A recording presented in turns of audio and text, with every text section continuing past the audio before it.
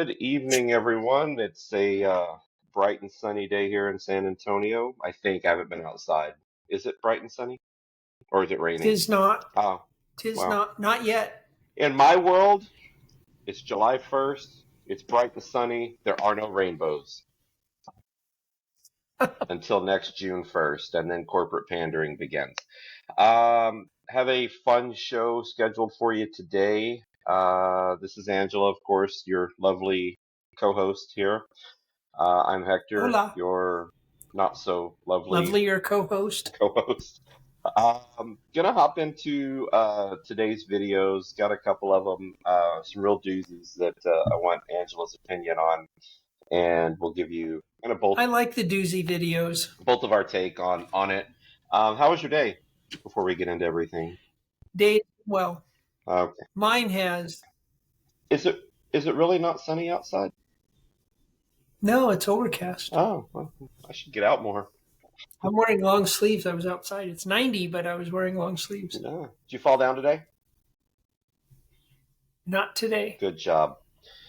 Okay. Speaking of falling down and problems that the elderly have, we're going to bring up a video of it's about a minute and 15 seconds. I'll let it play all the way through. If at some point you want me to stop it because you have something to say, just tell me stop it. I have something to say. Okay. Okay. And here we go. Senator McConnell, my name is Simon. I live a block away from the Palisades, and every year the fires get worse. This big bill, it's going to cut our last chance at climate action to give tax breaks to big oil. Does that seem like a fair trade? Senator McConnell, can you look me in the eye and tell me that you're not going to sell away my future to big oil? And what do you have to tell my neighbors whose homes are burning? What do you have to say to the 800,000 people who would have gotten green jobs but won't because of this bill? Senator McConnell, you're cutting people off of Medicaid. Can you look my generation in the eye? Can you look at me? I'm 19 years old. I'm scared about the climate crisis. Senator McConnell, you're cutting 10 million people off of Medicaid in order to give tax breaks to big oil. Senator McConnell, please just look at me. Senator McConnell, please. It's my generation. Your future is on the line, and you're selling it out to big oil, and you're right here, and you can't even look at me. Please, Senator McConnell. My future is on the line. Like, action.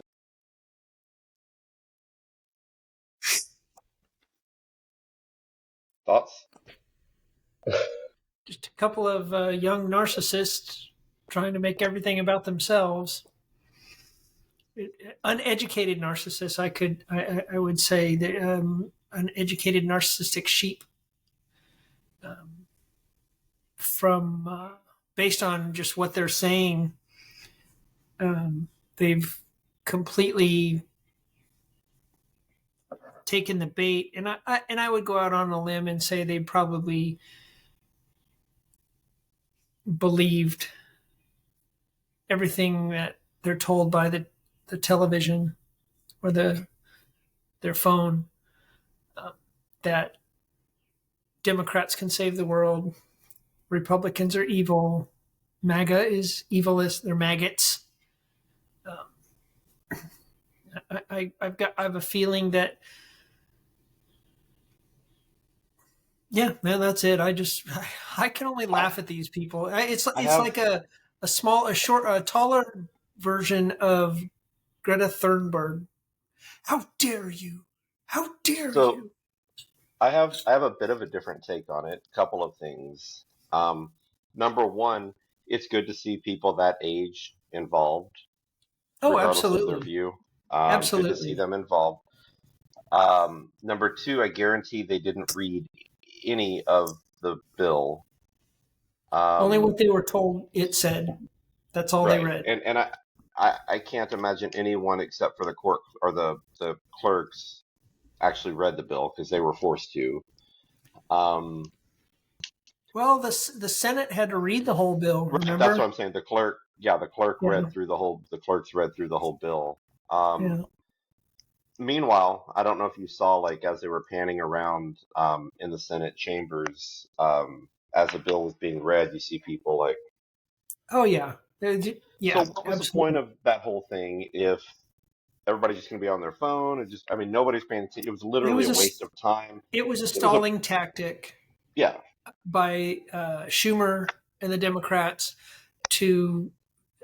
I can only imagine to take more time to talk to people to talk them out of voting for the big beautiful bill and trying to work deals to get things in the bill, get things out of the bill, which evidently they did. Illegals are still eligible for Medicare, Medicaid, I guess. one of my Which other, I have a theory sorry. about that. I have a Mhm. theory about that in particular. I think that was allowed to come out because the states don't want to have to pay for that. They want the feds to pay for it. I think I'm not sure how that works, but I have a feeling that the senator said, "Yeah, okay, we can do that. We'll make the feds pay for it." One of the, I don't know if you caught it, I think you probably did, but one of the other things that really caught my attention was just the blank Mechanical stare. Mitch.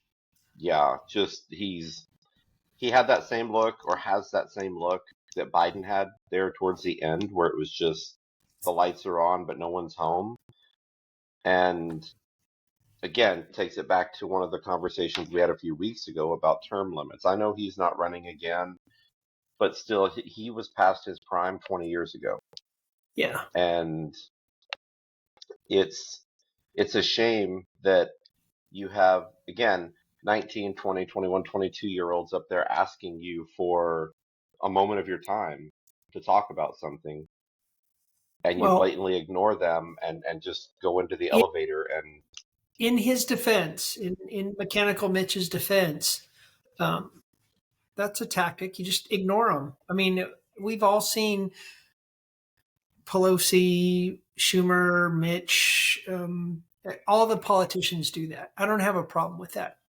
That blank stare, I it looks I familiar. I I have a problem with it because they work for us. Now, I'm not saying stop at every single person who comes up to you and talks to you, but give them a word, give them 5 seconds. You're literally standing at the elevator and you can't just make eye contact with the person and It was say, obviously a gotcha moment attempt, and I mean the loaded question or the loaded statements. I get that. You know, you don't want to get caught up in that nonsense, and I get it. The people who came with those statements and those questions weren't being genuine. They just wanted the moment so they could get that gotcha.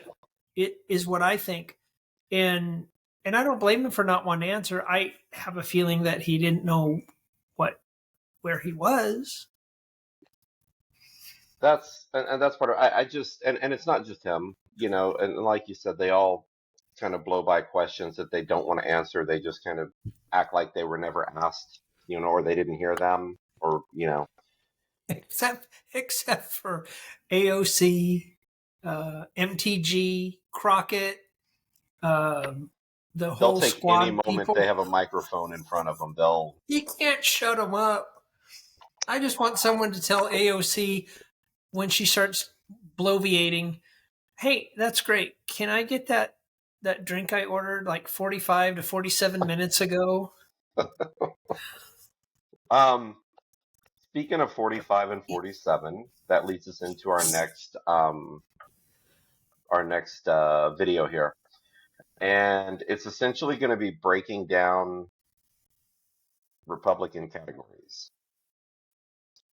and kind of where people fall in those categories. You have to bring up falling You again. said that there are 3 categories of people who vote Republican, and that Trump introduced the 4th one. Can you go through the 4 categories? Sure. So you've got like your pro-business, low-tax Republicans. These are mostly people like Mitt Romney. Mitt Romney has a bit of the social conservatism as well. He's Mormon, and that's there. But Mitt Romney primarily, particularly as a Northeast sort of Republican, I mean, I know Utah, but governor of Massachusetts, he is like a low tax, pro-business type guy. You've got your libertarian type Republicans who are primarily about freedom and liberty. Often they are actually more socially liberal, where they go, I don't care about gay marriage, liberal, I don't care so much about abortion. And that overlapped a little bit with the Tea Party movement in 2010, although Tea Party did have a religious component, but sort of like the libertarian freedom-minded folks, and then the religious conservatives, people that support candidates like Josh Hawley or Ted Cruz, et cetera, where their big thing are social issues. Often they actually want Christianity being civil government. They don't want separation of church and state. Those are traditionally the three Republican groups. Thoughts on those three? I'm the first two. I'm the second one. Yeah. I like think the second- I like the separation of church and state. I think the second one, I think in any time a church or anybody in a church starts with their anything political, they immediately should be taxed. Yeah, I agree. No more tax exempt. Don't use your pulpit for political purposes. Right. You know. A couple years ago. Oh, go ahead. No, go ahead. I was going to say a couple of years ago, I was raised Catholic, and I'm Christian now. But a couple of years ago, I went to I think it was like a Unitarian United Congregational Congregational Church, something very liberal, and just with a friend, he wanted to go, so I went, and it was during the defund the police and all nonsense, and the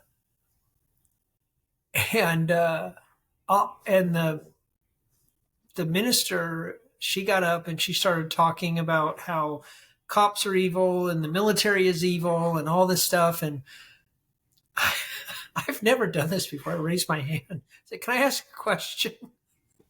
That's the middle of her sermon, and it wasn't a very packed church. It was a really nice old church, but not a lot of people there. So there were tens and tens of people there? There were ones and ones of people.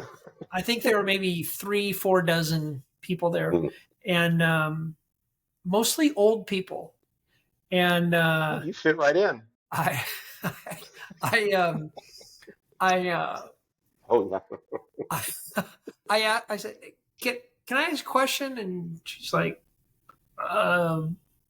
okay. I said, why are you talking about our police and our military like that?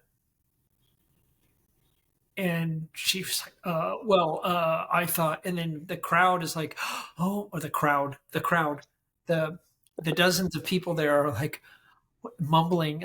First of all, probably because I interrupted her sermon, and second, because of my question. And she just kind of, and then she said, well, based on the climate, the current political climate in this country, blah, blah, blah. And I said, why are you talking about politics? I thought we're here to get our spirit filled. And then shortly thereafter, an usher came up and asked me to leave.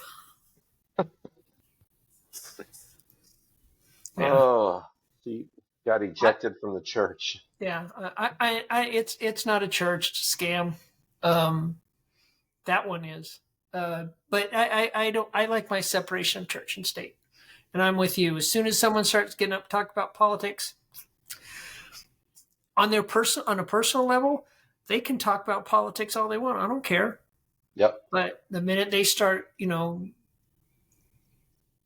humping that liberal leg, bye. That was an odd statement. Humping that liberal leg. On that note, let's hear about the fourth one that apparently Trump brought in. The one that Trump introduced was people who just didn't really pay attention to politics, but either followed celebrity or had grievances that they didn't yet have a scapegoat for, and were sort of right-leaning culturally, even though they didn't attribute that to republicanism. and Trump was able to bring them into politics, often for the first time as voters.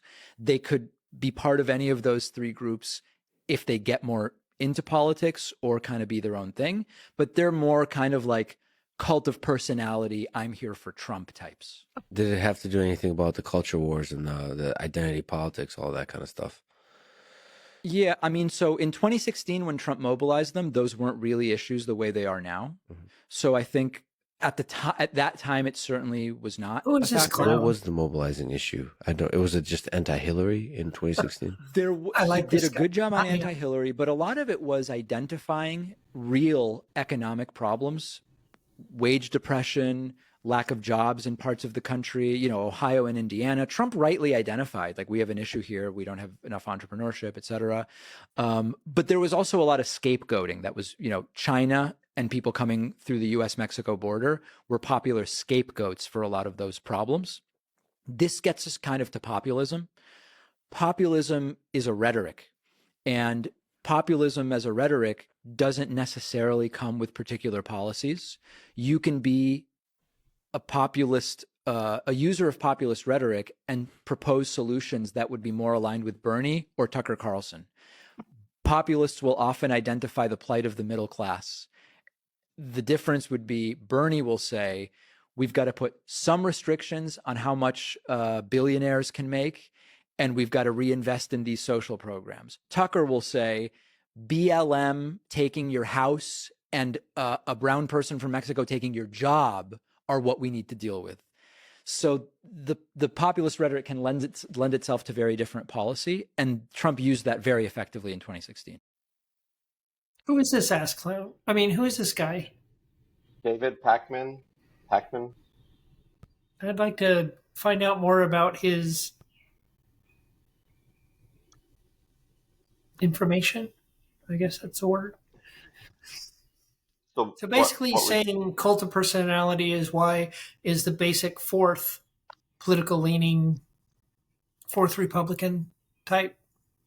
I think he was saying it was more of a people who didn't care before, but they were kind of turned on by the attitude or the way the approach Trump took. It wasn't your typical political approach that your John McCain's and Obama's and the Bushes and all of them took. It was that I'm an outlier. I can see a kernel of truth in that.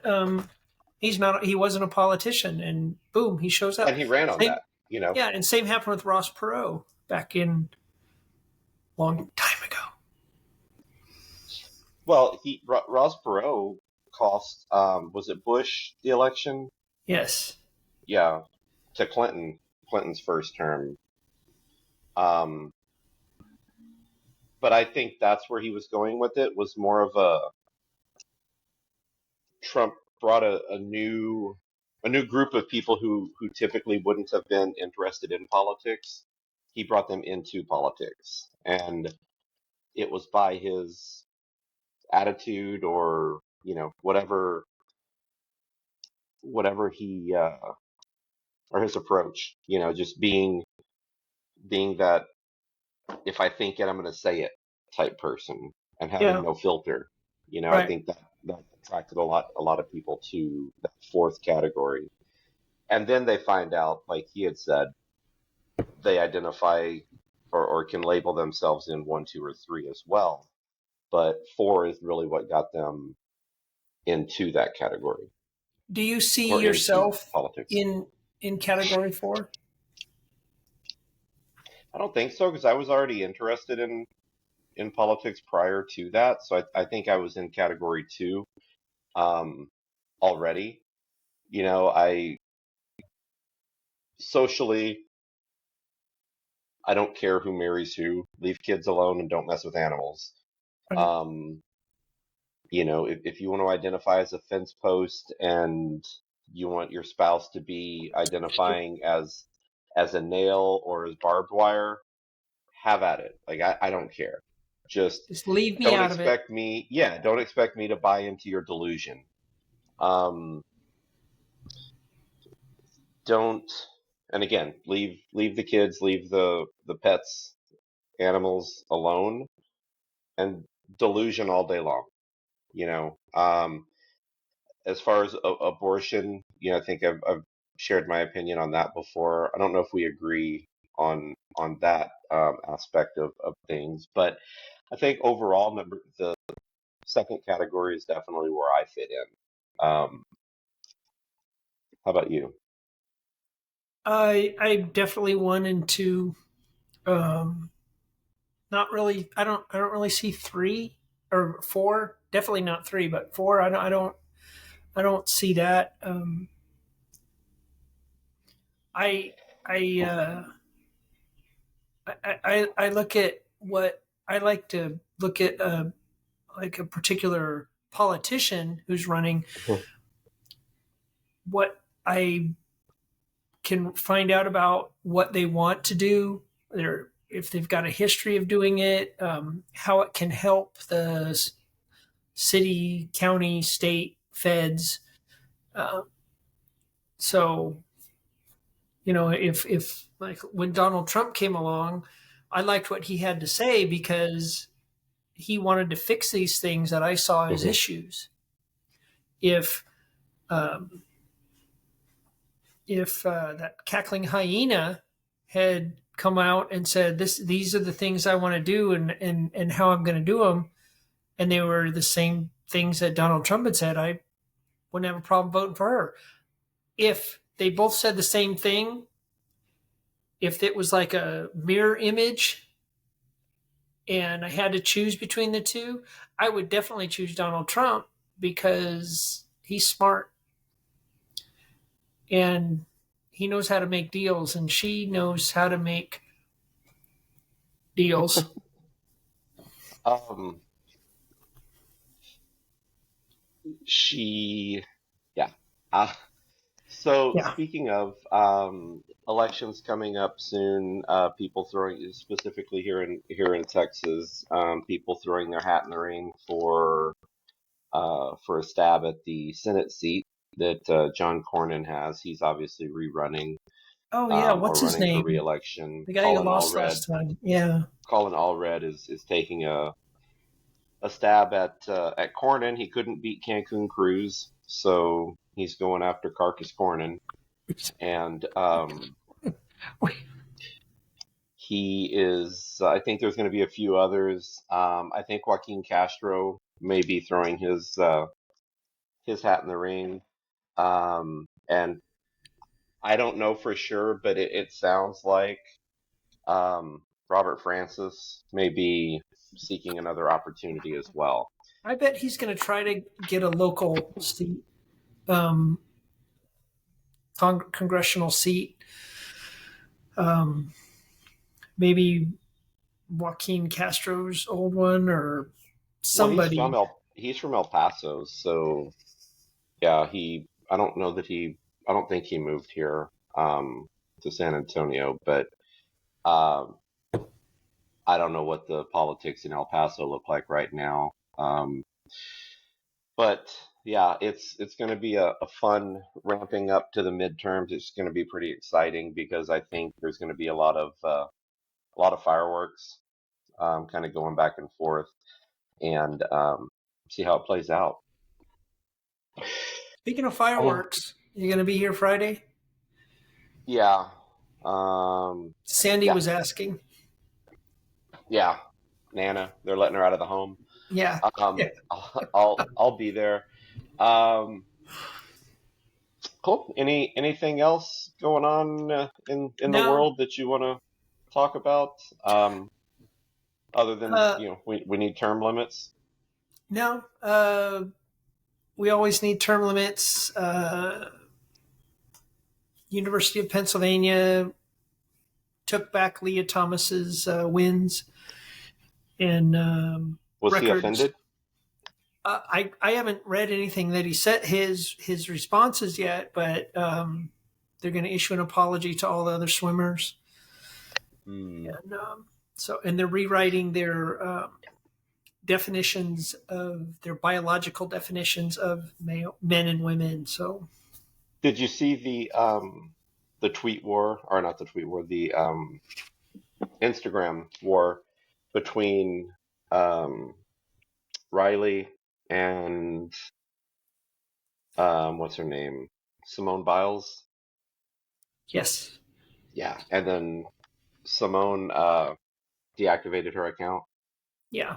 You know what? She's a great athlete and all that. And I remember during the Olympics when she, took a step back, people were giving her crap about it. And I thought, well, you came this far, if you're going to fold now, that sucks, but keep going. I want her to keep going, but at least she was aware of her mental and emotional health. And I think that there may be some underlying emotional mental health issues there that kind of took her off the deep end on one particular subject. Yeah, I mean, obviously I'm no biologist, nor am I a woman, but I don't understand how any woman would condone wanting to have a biological male competing against them in a woman's only competition. If it's a co-ed, softball, all that kind of stuff, it is what it is. It's you signed up for a co-ed event. Yeah. But I just don't get it. I mean, biologically, men are faster, stronger. Overall, there's always exceptions to the rules, but overall, men are just built stronger, faster, smarter, more charming, better looking, all that stuff. On that note, I think we can wrap it up because I've probably upset our queen co-host. Oh, over no, here. no. Everyone's entitled to their own stupid opinion. Am I entitled to your opinion? Absolutely. Always. Well, as always, thank you for tuning in. We definitely appreciate it. Make sure to hit the subscribe button, share it with your friends, share it on all the social medias. We did start a Facebook page. By we, I mean our producer Roz started a Facebook page for us. Our Facebook group. It's the Right Side Pride Podcast on Facebook. Just search it. Send an invite. Be respectful. That's all we ask. Actually, no, we didn't say be respectful. Just no name calling. Yeah. We said nothing about being respectful. We said just no name calling. Don't have to be respectful. Just no name calling. What else? Follow us on X, and once I figure out the whole we'll get Ross to help you with the Instagram. Yeah. Thing. Cool. Well, that's all I have for today. I'm sure we'll be back again this week. I know it is a short week with the holiday.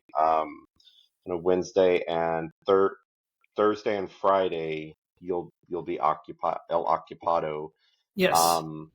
Maybe Thursday. Tomorrow.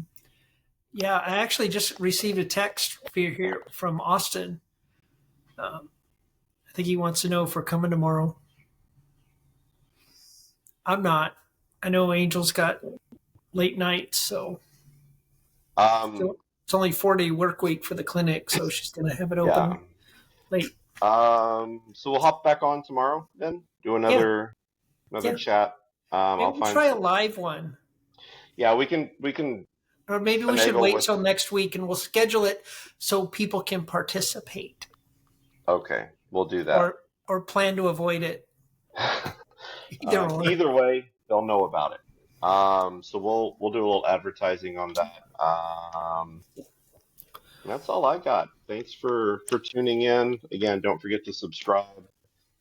If you would like to make any donations to us, we'd greatly appreciate it. Yeah, Tracy's looking for a free hat. Now it's time to panhandle since corporate pandering month is over, and now it's Right Side Pride Podcast month. The 11 months out of the year, except for June, are all dedicated to Right Side Pride Podcast. That's right. June, we have to take a back seat to corporate pandering month, also known as Pride Rainbow Month. Yeah. You want to wrap it up? Yeah. Shout out to Steve. Thank you for joining, and Nell, thank you for joining. And I will see everybody on next episode. And until then, be good humans. You know what we Bye. should have said yesterday? I'm sorry, when you just said that, we should have told everybody, see you next Tuesday. Yes. Yes. As she No said, name calling. be good humans. Be good humans, yeah. Or try to anyway. Yeah. See y'all later. Bye. Your hosts today have been and still are Hector Barrera and Angela Tapia. This episode of Right Side Pride was produced by the ever fabulous producer Roz. Thank you for tuning in, and we will see you next time on Right Side Pride.